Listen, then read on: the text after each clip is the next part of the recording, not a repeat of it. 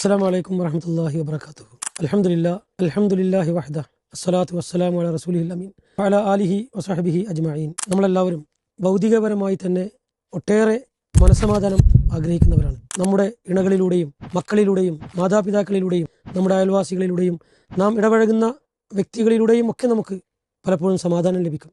നമ്മളും നമ്മുടെ മാതാപിതാക്കളും നമ്മുടെ ഇണകളും നമ്മുടെ മക്കളും ഒത്തൊരുമിച്ച് ഭക്ഷണം കഴിച്ചുകൊണ്ടിരിക്കുമ്പോൾ നമ്മുടെ ഇണയുടെ വായിൽ ഒരു ഉരുള വെച്ചു കൊടുക്കുക എന്നുള്ളത് സ്വതക്കയിൽപ്പെട്ടതാണ്. അള്ളാഹു അത് മുഖേന ഒരുപാട് പ്രതിഫലം നൽകുമെന്നും അഷ്റഫുൽ ഖൽഖ് റസൂലുള്ളാഹി സ്വല്ലല്ലാഹു അലൈഹി വസല്ലമ നമ്മെ പഠിപ്പിച്ചിട്ടുണ്ട്.